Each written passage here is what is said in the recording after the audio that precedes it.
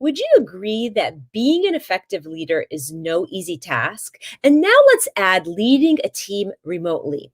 With the advent and the trend of work from home, becoming an effective, impactful leader has become that much more complex. So today, and also be clear that being an effective leader is more than just it's more than just leading. You can't just manage your team. You need to lead them. And to be an effective leader, you need to be able to inspire them, empower them, and encourage them, not just give them tasks to do and then mark it off as they complete tasks. So today, in the Waist Up Wardrobe Studio, we're going to be talking about what are the best practices when you're leading a team remotely. But you know the drill. If you want to be part of that conversation, you're going to have to stick around to learn more.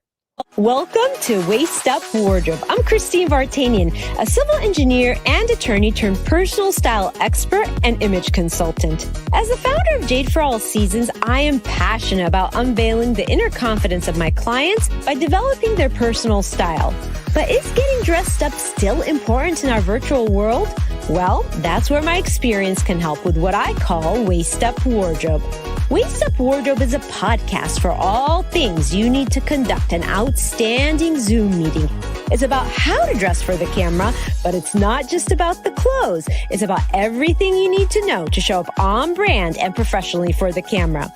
Join me in the Waist Up Wardrobe Studio to discuss how to navigate this virtual world and dominate from behind the desk. Hi, Virtual Nation. Welcome to another episode of Waist Up Wardrobe, episode 33, where we're going to be talking a little bit about leadership and leading a team. Now that we're mostly all working remotely, and for the most part, we are sort of shifting, our world is shifting towards a remote work space. Leading a team has become even more important to explore and to understand what best practices to implement to lead a team effectively and successfully. So today we're going to be focusing on just that. And before I move forward, I just want to say thank you to Rick Moscoso, who's the producer of the show, who will be making an appearance or two today as we talk through this conversation, because he has a lot of experience leading teams in different arenas and even, small groups and large groups. And he'll have a lot of light to shed on this topic. Also, remember, we're on iTunes, so subscribe. And if you are so inclined and you listen to one of the episodes, go ahead and review us and let us know how we're doing. We want this to become a source and a resource for everybody that is really trying to dial in their at-home virtual office and really make it super successful in all areas, mind, body, and soul. We talk about mindset, and we also talk about what to wear on camera, but it's not just about the clothes, it's about everything that goes into this box. So also know that we are on YouTube, so you can subscribe to the show there at Waist Up Wardrobe show on YouTube. You can also find us, Waist Up Wardrobe, on Instagram and on our website at waistupwardrobe.com. And let us know how we're doing. We want to be helpful to the audience, and we want to bring you all that information and all those key experts that can help you really elevate. Thank you for being here again, and drop those comments in the box because we want this to be a dialogue. Today is going to be an exchange of information and ideas of what are the best practices that you as a leader have found to be in your practice and in your remote work, or best practices and feedback in what to do or not to do if you were under the under a particular leader that did it really well, or maybe could have used some improvement. So let's go ahead and start this conversation and really dive deep into leadership in a remote world. So why is it so much harder as a leader to lead remotely? As it is, being an effective leader is not an easy task. It is complex and involves so many things. And I believe that the most important thing when you're leading a team, let's say outside of a virtual and remote space, is that effective communication. Communication is really key. And one of the things that many great leaders are really good at is this ability to communicate. And the hardest thing to do is do this virtually. So communication in a virtual world. So you're taking that step further. So communicating through this camera lens with a team. And we're going to be talking a little bit more about that. But before we move forward and just to explore this idea, I'd love for Rick to pop on here and give us his sense of communication when it comes to being a leader in a remote world. So, Rick, are you there? I am here. How you doing, Christine? I'm doing well, and thank you for being a part of this episode. You are an amazing leader yourself. You've taught me a thing or two about leadership in the remote world, and actually, you've taught me a lot about the remote world. And so, I know you lead multiple teams and social circle teams, but also networking groups and so forth. Can you give us your sense of that ability for a leader to communicate? I just want to isolate communication as a whole and talk about that first. Yeah, I think the main point, the key to becoming a good leader is also being a really good listener. Throughout my career, I've had multiple leaders in corporate and in volunteer organizations and those types of things. And I can tell you the bad ones are the ones who don't listen very well. It's their way or the highway, basically. And it's very difficult to build a trusting, cohesive team if that's how it's going to be. If you're not looking for feedback or collaboration or if there's not a two-way communication going on, then you just have a bunch of people. You just have a group of people just doing mundane things throughout the day. Yeah.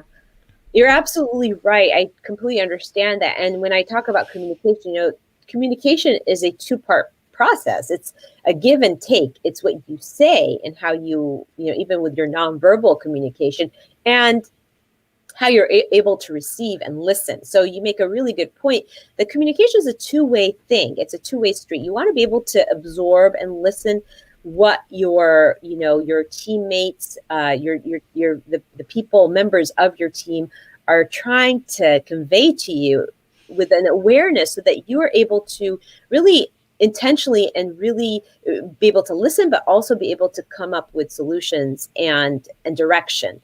So you make a really interesting point about that communication being a two-way street, and listening is such a big part of it.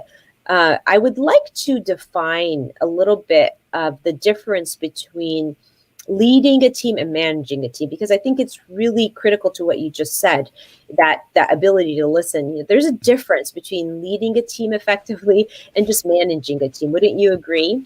Oh, yes, absolutely. I can give you some feedback from my experience on both, right? Yeah. And it's really something that has to work hand in hand. If you have the ability to manage a team, you're really managing processes. In my mind, you're managing processes. You're managing things to achieve a milestone or a goal or a financial goal at the end.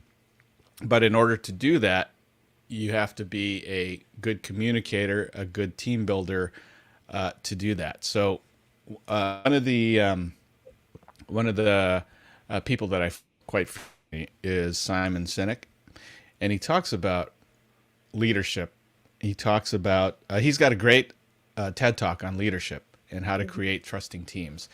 And without the ability to create a trusting team, then the end goal or the end process really suffers, because your team isn't focused on the same end goal as you are. Right. So it's so funny you bring up Simon Sinek, because in preparation for this episode, I was listening to, or just kind of, I took a window into one of his team meetings, and I was watching as he led his team and just seeing how they do it in his business and his group. And it was very interesting that his name comes up now with you, because he obviously isn't a leader in this arena of how to lead effectively remotely. And his team is one of those teams that is used to being remote. So when we went into this new trend of working remotely from home, I see the world as three categories, right? There was the people who were used to leading remotely. There was the people who were choosing now to lead remotely, and there are the people that were forced to lead remotely or even like be remote in general. And, depending on which category you fell into, you were in a totally different boat on how to really lead effectively and really, go through the process of, of trying to communicate well with your team and really establish some processes and systems. And we're going to be talking more about that and best practices. So, from my perspective, when you talk about managing and leading, I see that leading is a really good leader inspires their team. They encourage them and they empower them. They don't just give them tasks and then check it off as they complete tasks. They really are focused on being an inspiration, leading by example in some ways, but also being a listening ear, just like you said right now, and also being there to encourage their team to be better and to reach their goals that are part and parcel of the whole team goal. And that, I think, is really important to understand when you are switching from leadership, in the traditional way of leading a team in an office setting to remote, because you have to even be more aware of that. You have to be aware about how do you inspire through this camera lens? Because it's harder, don't you think? Yeah, it is. It is very hard. And, if that's where you're starting, then it's tough. It's challenging because, you're not, as a leader, you're not in front of your people. They don't see how you carry yourself once you turn off the camera. They don't see what you look like in a natural setting, right? And so those types of things are even more important as a virtual leader, as Simon Sinek says, and this would apply virtually and also in person. He believes that in order to be a good leader, you have to find a way, or you have to create a culture where the people that you're leading operate at their natural best. So they're not faking it, right? And it's easy to fake it on the other side of the camera, right? Yeah. I'll take a twist on this, right? I don't know what you're wearing waist down, but I'm in jeans and my flip flops. So I can kind of fake it because you don't see it. But if you're not creating that right culture as a leader, especially virtually, then everyone that's following you is really just gonna fake it. They're not only that, they are less apt to be more open. They are less apt to be more productive because they don't want to make a mistake. Right. There's a fear of making a mistake or being responsible for something, even if it's not your fault. It's really tough, and that's a barrier that's created if you're not creating trusting teams as a leader. I can give you an example. So I am an officer at the Elks Lodge here in Orange County, one of them, and we are all not compensated to do what we do. We're a volunteer organization. We choose to be and do what we do down there for the community. And so the only payment that we get is gratitude. There's no financial gain. We're appreciated by the gratitude that our members at the community and other officers around us give us. And so it's really important, I think, in knowing that, because that, for us, that's what creates this trusting team. We have a leader who sees who's not driven by ego. He's driven by creating a culture, by creating a team that trusts each other. And so we're in lockstep in doing what's good for not only the lodge, but for the community out there. And it's important because leadership changes every year. And so if we create this team culture with the officers and with the volunteers that show up for events or to help run the lodge, then years down the road, when we're out of those positions, that same culture will still be there. Those same trusting teams will be there because of the mindset that we've created and the culture that we've created. It's going to be there for a long time. Yeah. And when you say culture, it's really interesting because as I was thinking about the best practices that I've seen done and I've seen leaders, put into place, and some of the things I've implemented when I run my teams is really the consistency, creating consistent processes and systems. And that really goes back and falls back on the culture you want to create. So those go hand in hand. And, just in my view, leading a team remotely is really not an easy task in the sense that you have to be so much more aware.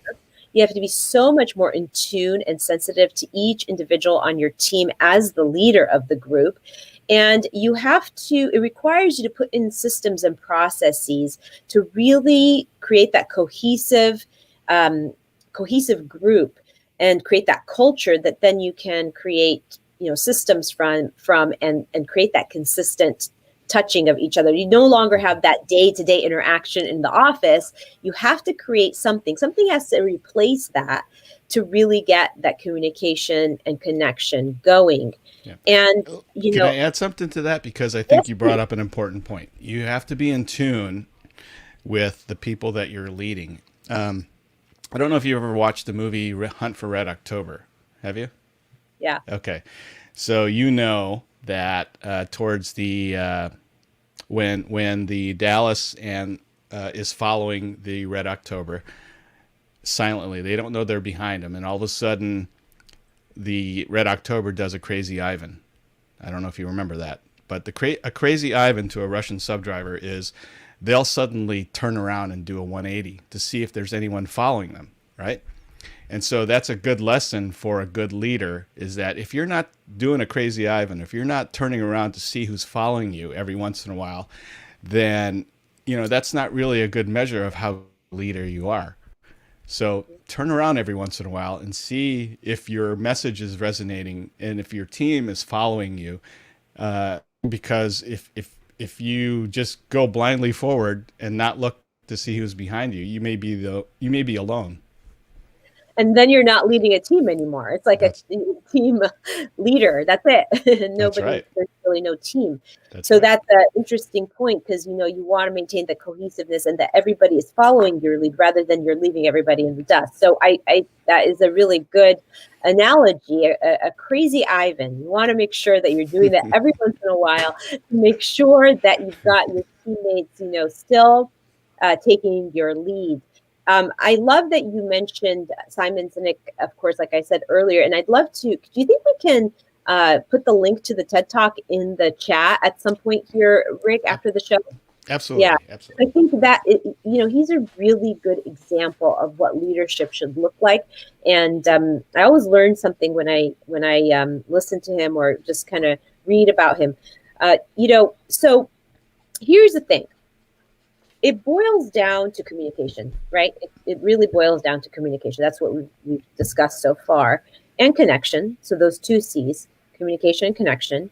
And from talking to different leaders and listening to different leaders and that lead different size groups. And it doesn't, we can talk about a leader who leads 100 people, but also even leading a small group of 5 or 4 is still it's still important to really be in tune and really, follow some best practices. So I kind of narrowed down the idea of leadership to some practices that I think have been successful.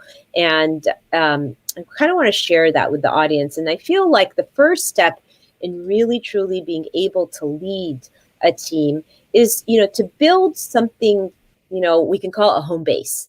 Build a home base. And what does that look like? Well, you want some tools built into the home base, some concrete tools like a communication tool.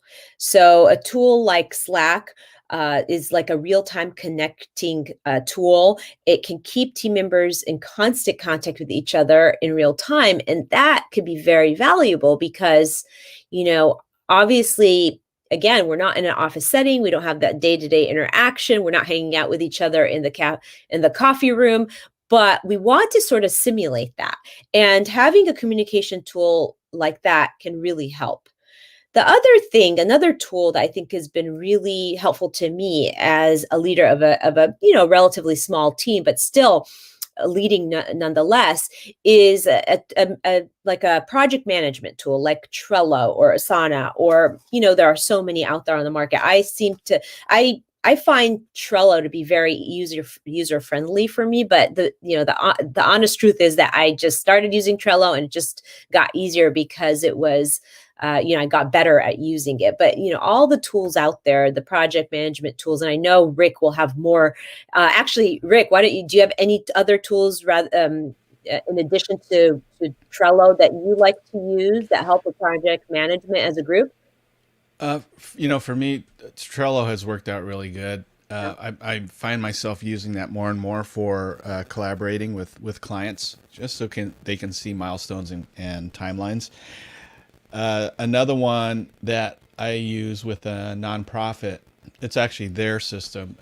They use Microsoft Teams, has integrated a number of different things into that, including project management and team collaboration. It's kind of a souped up version of Zoom and Trello put together, and there's a lot of different other ones. You just have to find one that really works and manages your time and efforts well if you're managing a team. And Trello is a great place to start because it's free. And then if you find something better that will help you or that has some additional features, then do that. But I think the point is, you rather than scratching it on a piece of paper and then forwarding a Word document to everybody, use something online because it's much smoother, it's much easier, it's more timely, and everyone can see progress in real time. Right. And Trello is Trello. You can start an account with Trello by just going to Trello.com, and we can put that into the comment box if just for the viewer to kind of play around with that and see if that works for them. So that management tool is really key. And I know you and I use that, Rick, when we're really planning the show. So even though this is not the traditional team, we are sort of a team of two people who are really trying to manage things in one place where we don't have any other distractions. We're not communicating any other way. We're really putting everything that we're working on in that space so that we don't miss anything. So it's really been a very helpful tool. Yep. Was there something else you wanted to add to that, Rick?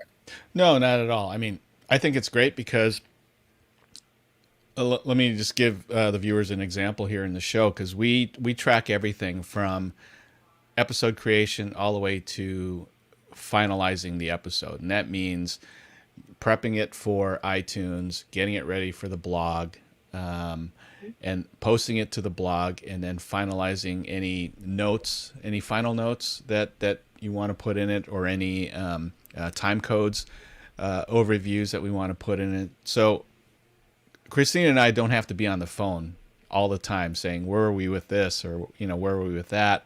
We can just look at Trello and boom, we see exactly where it is in the timeline. Yeah, great project management tool. I really enjoy using it. It's kept me on task and really organized. Another thing that is a best practice, in addition to a project management tool and something like a communication tool like we spoke about earlier, is regular video meetups on Zoom. Having a weekly Zoom meeting with your team is so important. You need that face-to-face, even though it is through the camera. You want to be able to do a welfare check. How are things going? How are you feeling? What's going on in your personal life? That is so important for that connection that you need to build with the team, and the awareness, and a leader being in tune with their team members. So having a regular video meetup via Zoom or another platform is really important for that important FaceTime that you get to have with your team members. Also, another tool that has been really great to really work on as a cohesive group and a team is having a cloud-based storage system. So this is interesting because for the longest time, with my small team of two, I would be be doing a lot of my inventorying and sending back and forth Excel sheets. And what was happening was we were getting errors because we were sending these massive Excel sheets of inventory through, email, and we ran into some technical difficulties, errors, and things that really took so much time to fix. So what we ended up doing with the help of my super genius assistant was we created that same inventory system in Dropbox. And so what Dropbox did for us is that it became this alive hub, this cloud-based hub, where if my assistant changes something, it automatically changes and I see it in real time. And that was everything. So having a cloud-based storage system instead of just putting things on your computer, sending things through, email is so important. It streamlines so many things for the team, and it makes your life so much easier, and it keeps you all on the same page, and you don't have all that frustration that somebody changed something and then somebody else missed it, and then it creates a bigger problem. And finally, when it comes to tools, right, we're talking about, the Zoom platform for meeting face-to-face, and having a cloud-based system to have a place where everything gets changed in real time. Finally, having a common calendar can make life so much easier. Having a common calendar that you can go on as a leader and see that one of your teammates is blocked out for vacation or might not be there, or there might be some dates coming up that you need to be aware of, is really important, because that way it helps everybody sort of be on the same page. And in some ways, this trend towards moving to at-home work and virtual work has actually enhanced our lives, because we may not have used some of these tools before when we were in the traditional office. Now we are really reverting to, really utilizing the tools that we have access to, like a common calendar and a cloud-based system that everything is live on, and, Zoom. There's so many different opportunities right now to really enhance the experience of team management and projects, and completing projects and getting to your goals and getting to the team goals. So Rick, actually, I kind of would love to hear your perspective on that with some of these tools that I've outlined, and if you have any experience with them, or if you have any more to add to that. Yeah, I use I used Dropbox in the past, and that's worked really well. Another more common tool that most people have is Google. Like if you're well, you don't even have to have a Gmail, but Google Docs or Google Sheets. Google Sheets is great because you can see live up to date changes in like your inventory if you had it on there. I do that all the time with giving the kitchen at the lodge their order sheet, so they know inventory wise how it changes based on reservations, what to order towards the end of the week for the meal service for the weekend.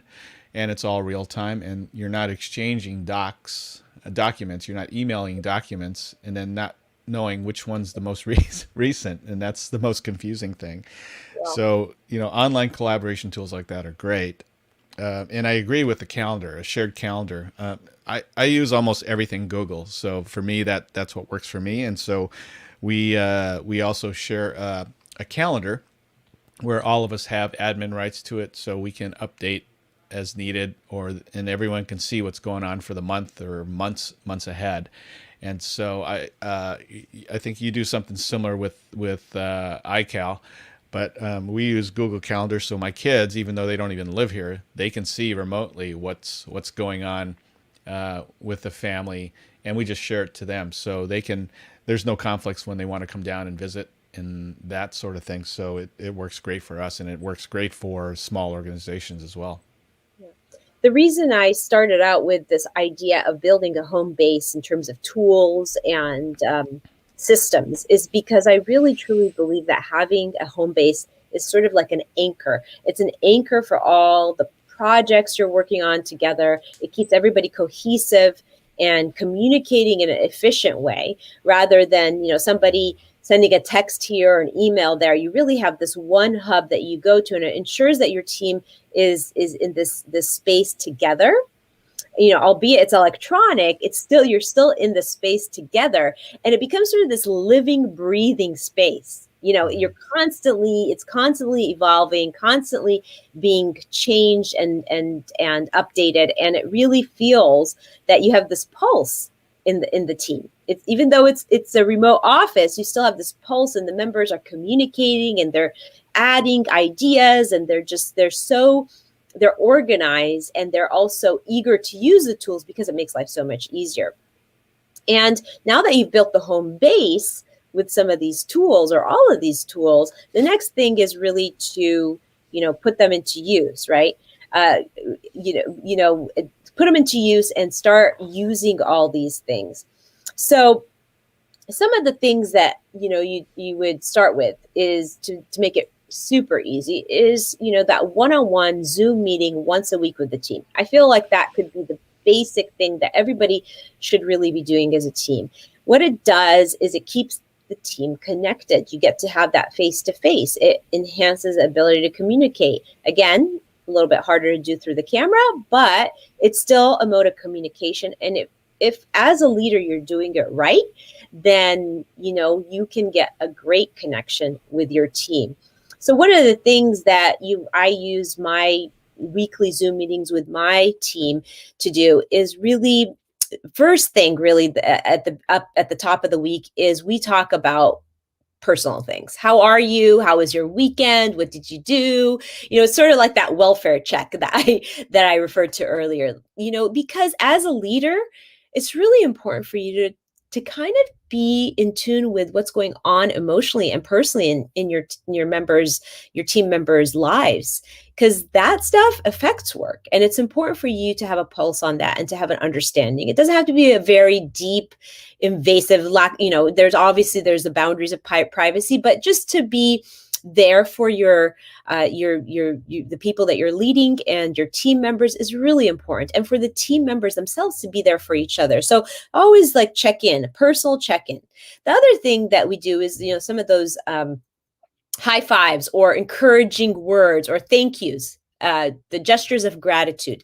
A team member may have done something that really made another team member's life easier, and really recognizing that is so important by the team members to each other, but also as a leader. So really giving people kudos and letting them know that you've recognized that they made your life or the life of a team member easier is so important. It makes people feel rewarded, and it makes them feel heard, and it makes them feel appreciated.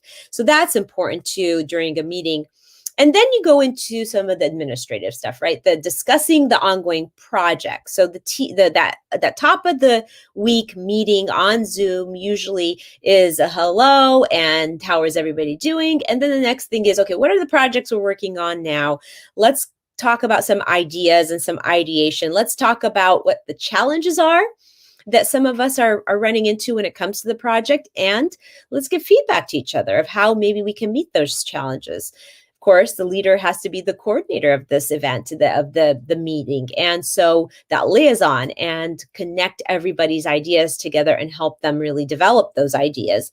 Also, discussing future growth. Where do we go from here? How do we get to those goals, those individual goals that each team member has that really contributes to the big picture goal of the company?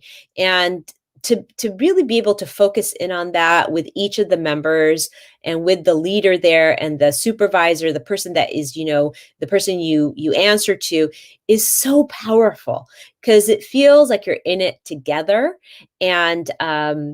And that's really important when you're trying to make that connection with your team members. And finally, projects that are finished. We talk about that at the top of the week. The projects that are finished and debriefing on that, and also trying to figure out what we did that we could have done better, but what we did that was super successful so we can repeat that. And so, Rick, I don't know if you have a system of meeting with team members in any of the circles that you belong to, because I know you are an independent contractor and you do work separately for different clients, and you have separate groups that you lead. So do any of these resonate with you in terms of when you're meeting? Do you have regular meetings with some of your team members on these, as a regular basis? I can't hear you because your voice is off. Oh, that was my bad. I muted myself. Yeah, I do that on a frequent basis. I don't. I have other contractors that I subcontract to, so no one really on a regular basis. But I do have an attorney, a friend of mine, who does a lot of the legal stuff for my business.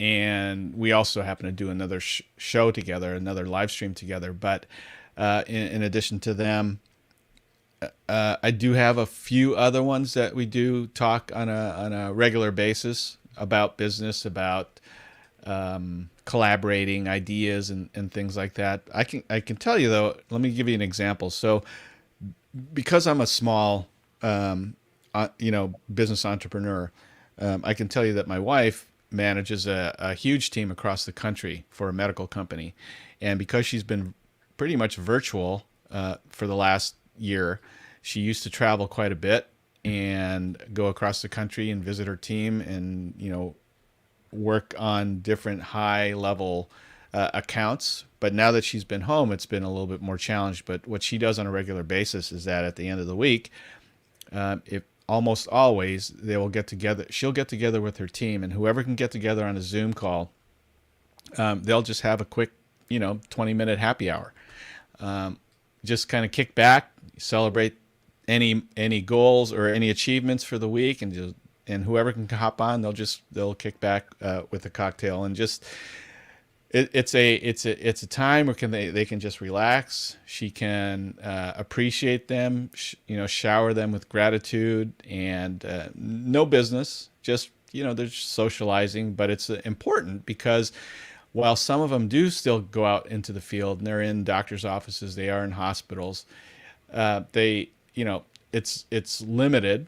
And for Tammy, now that she doesn't travel much anymore because of the situation we're in, it's just a way of connecting with everybody, making sure that, yeah, I've got your back. I'm here to relax with you. There's no demands on you today. Let's just kick back and have some fun. Yes, exactly. I'm hoping that we can get Tammy on the show so she can tell us some of her best practices because of the size of the team that she really manages. That can complicate things a little bit. But again, falling back on the systems. And it's so interesting, as I was preparing for today's episode, I kept thinking just from the things that have been working, that I've seen others work on, that have been working for them, and things that I've implemented that work for me, that it really boils down not only to communication, but communication for the purpose of connection. So communication, connection, and really being consistent. The consistency. So those 3 C's, communication, connection, and consistency, really help you become a very impactful leader. And I bring in consistency here because I'm going to talk about that Trello tool, right? A project management tool that, after, you've got the Zoom meetings on a weekly basis, you're managing your projects with a system like a project management system like Trello. And what's beautiful about that is that it, again, you're coming back to that one hub. It keeps everybody organized and it keeps everybody consistent. Everybody knows they can rely on that one hub to learn everything they need to know about the ongoing projects, about what's going on in people's lives, about what's going on today and tomorrow, and, for those bigger goals that have been set as a team. So consistency is so important. And the other thing is, as something that goes hand in hand with this consistency and being able to use these project management tools, is eliminating other distractions. And what I mean by that is, you've got a project management tool. Don't DM your teammates some important information that is in regards to the project. Don't text them. Don't email them. Put it all in your project management tool, because that can be a distraction. If you are, if you are putting out all this other information, all these other types of communication, first of all, you're leaving out other team members that need to maybe know or be aware of what's going on. But also you're creating this distraction where things can fall through the through the cracks. And you don't want that when you are a cohesive team. You really want to be all on the same page. So eliminating the DMs and texts, the text and the all these other ways of communicating and kind of keeping it into the hub is really important, so that you can become this well-oiled machine and you're not derailed from, the ultimate goals that the team is trying to accomplish. And I know, just Rick will probably laugh at this, because him and I, when we started having a project management system, I would send you random things everywhere. I would be like, okay, here's this email, and here's a photo, here's a picture we need to use for assets in a folder, and here's this, and here's that. And you're like, well, Christy, could you please just put it in the Dropbox? Could you just put it right there? I'm like, oh, okay. And so I really caused a little bit of chaos and a lot of inefficiency doing that. And there were quite a bit of things that fell through the cracks. Things like, I would say, I sent that to you, Rick. And you're like, well, I didn't get it. And I was like, but I did. And the reason is, as a leader, or as a project leader in that instance, I was really just not doing it well. I wasn't adhering to the rules that we set out to do. And we realized, and we were challenged, but very quickly we fixed that. Right. And do you have a perspective on that, Rick? And how much? No, I mean, what we went through is very common, especially if you're not used to collaborating in that way, right? Not having a common system. And I think in order to get that consistency, it has to be established up front, and just implement it all the time. I'll get from clients, if we're in Trello and they have suggestions, or if they have assets that I need for projects that they're working on, they'll text them to me, just like, like we went through. Yeah. And I'll ask them, even though I have the asset in hand, I'll ask them, can you put that in Trello so I don't lose it? Well, I mean, I typically won't lose it, but I'm trying to get them into the habit of dropping stuff there, so it's in a common place. So then they're not asking me, hey, did I send that picture to you? I don't know if I sent that logo to you or not. It's like, well, if it's in Trello, we can both look and it's there, right? And they can confirm it. So it just streamlines the process. We're less apt to drop the ball, or things fall into the, through the cracks, and just much more efficient, especially for our time these days, Yeah, and it was important before, the workforce sort of transformed into this trend of work at home. It was important to do that then, when you were leading a team, if you're using one of these project management tools, but even more important now, because we don't have that face-to-face where we can confirm things in the office. I can't walk into your office and say, hey, did you get this? You can't, calling each other is so inefficient all the time, because we all have different things that we're working on. So it was really important to really get that consistency going and being very disciplined about that. And, once that happened, it really made a difference, because here's the other thing, eliminates a lot of frustration, and one of the things that interferes in a good leadership and a good team cohesiveness is, instances where you're frustrated with your team members, or with your leader, or with the people that are working for you or with you, right? When you aren't on the same page, when you aren't doing things to make each other's lives easier and more seamless, then the communication is breaking down, and you get frustrated, and the frustration, builds up, and then bad things happen. So it is really important to keep that in mind as something that could really derail a team. It can derail a team if you're not being consistent with that. And there's a lot of other things that actually can derail a team. And I just want to briefly talk about that, because they are so important.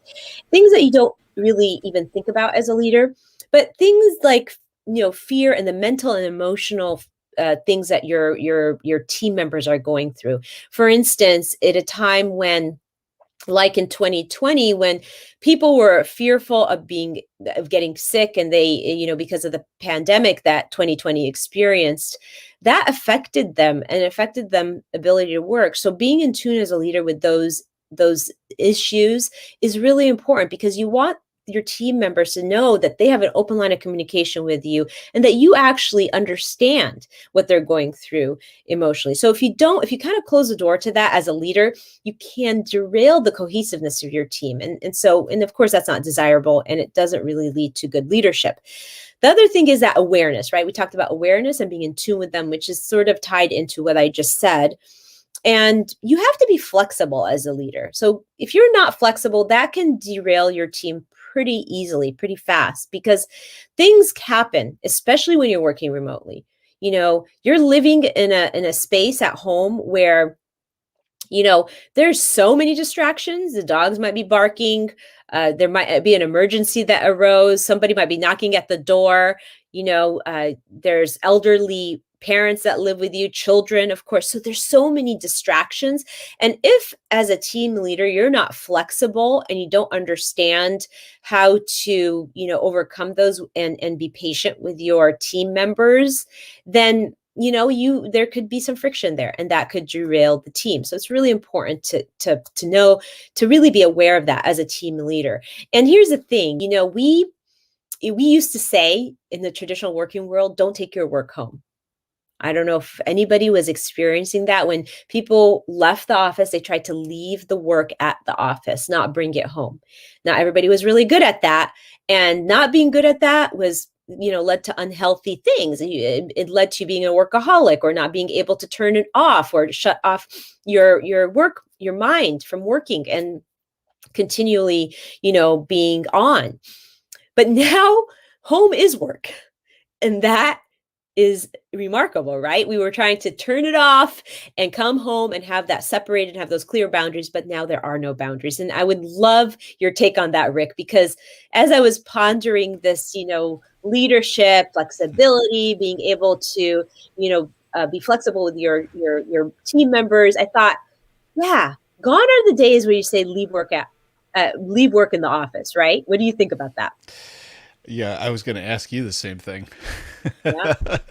I for me, I was in the corporate world for a long time, and I don't know, 12 years ago when we had Dylan, I transitioned to at in-home office, and so a lot of the stuff that I do outside of the field when I'm shooting videos or I'm doing production work, I'm a room in our house that's set up as my office, and editing like first thing in the morning, and sometimes like till midnight at night. And it's hard for me to at first it was hard for me to kind of set that. I couldn't leave work in the office because my office is in my home. But you just have to be disciplined in creating time slots where at a certain time I'm going to take a 15-minute break or 20-minute break, and I'm going to go for a walk, right? And so that's what I do. Like before the show, I was out on a walk just to kind of clear my head, just not think about anything production wise. And then we tuned in. After we're done with this show, I'm going to go have some lunch, go on another walk, probably go out with my son Dylan during his break, and there. You just have to block out time where you can stay away from the stuff that you're doing in your office, whether it's being on camera or doing reports or creating. You just have to get discipline, create the blocks, adhere, and at the end of the day, set a time when you're done, right? Set a time when you're done, so now you can go and spend time with the family. You can have dinner with the family. And don't be so quick that as soon as dinner's done to come back to the office to finish up. Just put it away until tomorrow. It'll be there when you get back tomorrow. So you just have to be disciplined. Yeah. Learning to unplug, really is so important for leaders and for their team members, and to understand that everybody has to do that, because now work is at home and we can't leave work at the office. Well, And how do you do that? Because you're juggling 3 kids, and between what you're doing here and then taking care of the family and the house and all that stuff. I mean, how do you block your so it's prioritized correctly where you're not feeling stretched in one way or the other? yeah, I go through phases. I have to be honest. I mean, there are times when I am doing it really well, and there's times when I kind of fall off the wagon, so to speak, and I have to reassess because life is really in flux. There's really this idea of being in control is not, it's not real. We all know this, right? But we try our best. And so I really have gotten a more disciplined about blocking my time, blocking my downtime, like you do. And I actually put it all on my calendar. So I have parts of my day that are completely blocked for personal things. Even my own hobbies, I block those on my calendar. Even things like, networking with friends, or, I block those on my calendar. When I'm with the kids, I try to be completely with the kids. And I have to say, it can be hard because as an entrepreneur, your mind is really always creating these, there's always mental impressions going on, and one mental impression can lead to a great idea, so you want to jump on it. So the one thing that's helped me there, because I do tend to, if something comes to me and I want to really give it some attention, I write everything down. So I carry a journal with me. If I'm out, I have a small little pocket journal. And if I think of an idea and it's not really time for me to be ideate, creating ideas, I write it down so I don't forget. Or I have it in my notes in my phone, because I don't want to miss those opportunities, but at the same time, I want to free my mind to focus on what I'm doing at that moment. And it is very hard when you're somebody who's an overachiever, or you have a lot of responsibilities, right? I mean, you say my 3 kids. Yeah, I have 3 kids at home. My son is in college. He still takes up some of my time. It's so interesting. He's in college and he'll call us and he'll, like, what do I do about this internship? So there's always something that changes the dynamics. And once if any of you out there are parents, once you get into a routine, things change. So really part of it, honestly, is being flexible and being forgiving with yourself, like deciding that even if you've created a system, that sometimes you have to shift the system. If it's not working, you have to tweak it. So that's sort of how I approach it. And I do really like blocking my time for things, but I always find that I always have to adjust, and just do the best I can. Mm-hmm.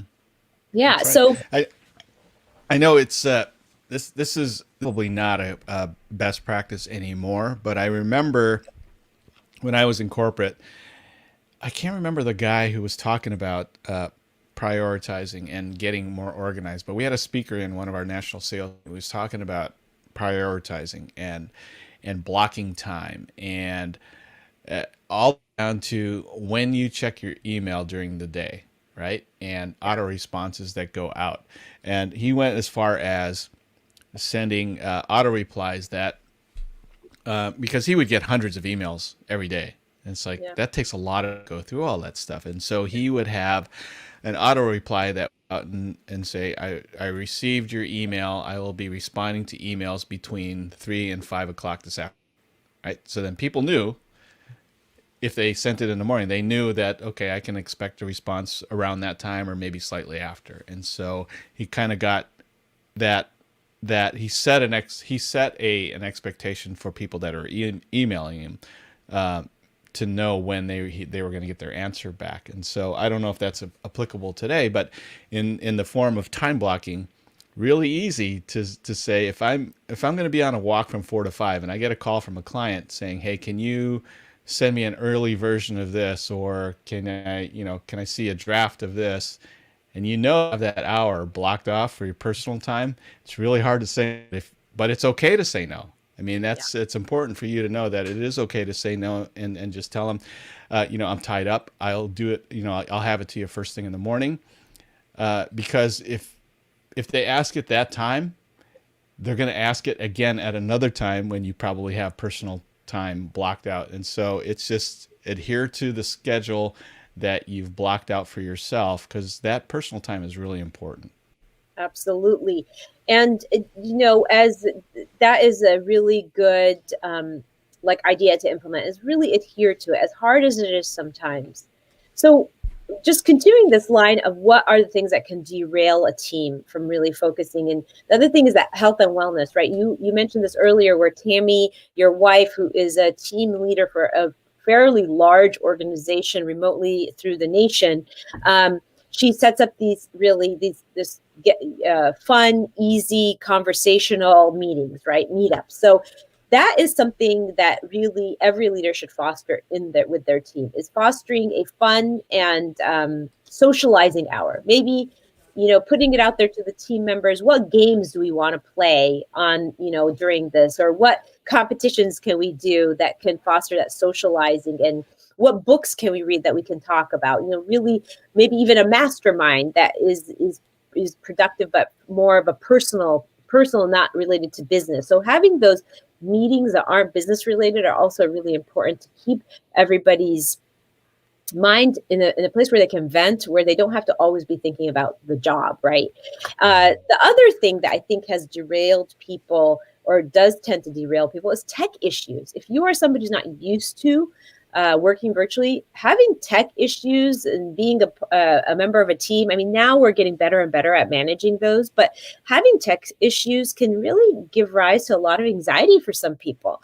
And, we've experienced that on the show. We've experienced that in teams where somebody drops off, and then you're like, oh gosh, now they're not privy to what we're saying, and how do we fix that for them so they're not anxious about it? Do you have a take on that, Rick? In today's technology world of live streaming, or even just being on Facebook Live, or whatever platform it is, you can always expect there to be a tech issue in one way, shape, or form. So it's just, you just have to accept that it's going to happen. Now, the challenge is to prepare for when it happens. Reality. It's like, no matter how much and I prepare for this show, I always tell her, just in case this, prepare just in case. And so I'm glad we went through that preparation, because those things that we thought wouldn't happen, and Christine was prepared. Right. So now that it's happened a couple times, now it's like, it's no big deal, because I know how to step in. That stressful thing, right? Yeah, it's interesting that we're talking about technology issues right now, because I don't know if you can see it, but you're having some disruption in your connection. I don't know if you can tell, but it's so funny that we're talking about that right now. You're freezing, and but that's life, right? That's reality. These things happen, and you have to be prepared for them. And I remember, even losing the connection with a guest, but being able to really step in and take over in a way that is thoughtful until we were able to regain that connection. And that's really important. It's being prepared for it mentally, instead of going, oh, we lost that person. Oh, we lost that person. Oh, what do we do? Oh dear, now what do we do? Oh, should we just all go off? You don't want to be caught off guard. And you don't want to look like you're unprepared, especially if you're the leader or you're in a professional meeting. So really, really important. So as we wrap up all this, here's the thing. Let's talk about the Waist Up Wardrobe Weekly Wrap Up. Main takeaway is that you want to think about communication, connection, and consistency. The 3 C's. Always think about that. As a leader, you want to be communicating well, you want to be connecting with your team members, and you want to be doing this consistently. All these tools that we gave you today, between some of the cloud-based the cloud-based platforms, and Zoom, and the project management systems, all those things are tools that can help you stay consistent and stay connected and really enhance the communication in a team.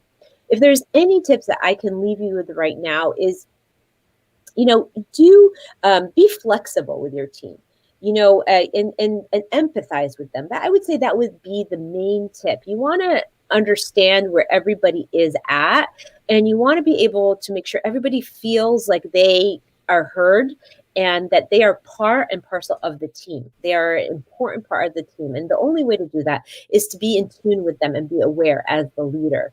And also, if you were thinking of some action items, how do you get started? As a leader, you want to change your process. You want to build in some systems. You want to build a home base.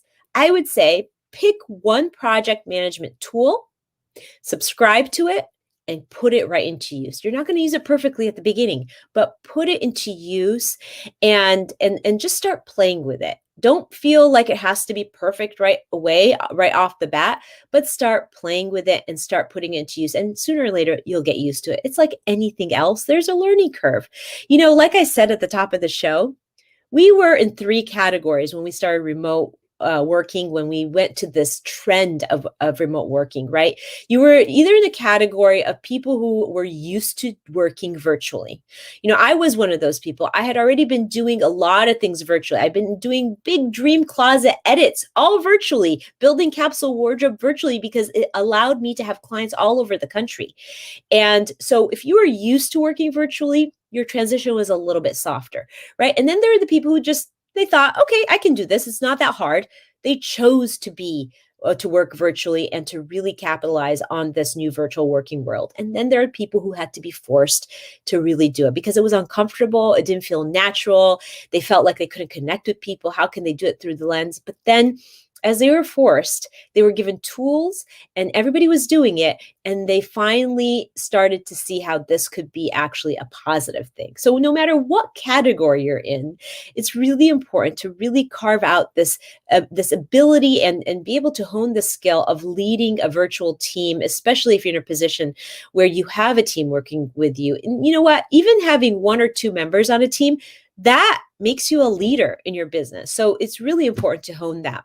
So if you put the hashtag lead and shine in the comment box, Rick and I are going to jump on with you on a Zoom session, a 15 to 30 minute Zoom session where we're going to tell you about some of these tools and how we use them and really show you how to implement them in your very own business. We're going to be keeping this open live until the end of the day. So if you were listening to the replay and you put in the hashtag lead and shine, we will jump on a one-on-one, or the 3 of us will jump on a Zoom strategy session and we will guide you through what the best tools to use are for you as a leader in your business. So there you have it, the Waist Up Wardrobe Weekly wrap up and the tools, the takeaways, and the lead and shine, because we want you to be amazing leaders out there and really communicate and connect with your team members.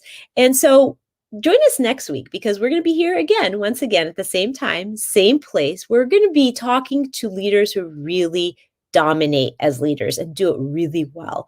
We're going to be having a special guest who will be talking about what are the best practices they've used, large teams that they've led, and how the pitfalls and the things that they have done well and that they would encourage others to do. So if you're so inclined, join us next week, same time, same place, 11:30 Pacific time here at Waist Up Wardrobe on Facebook, and invite a friend.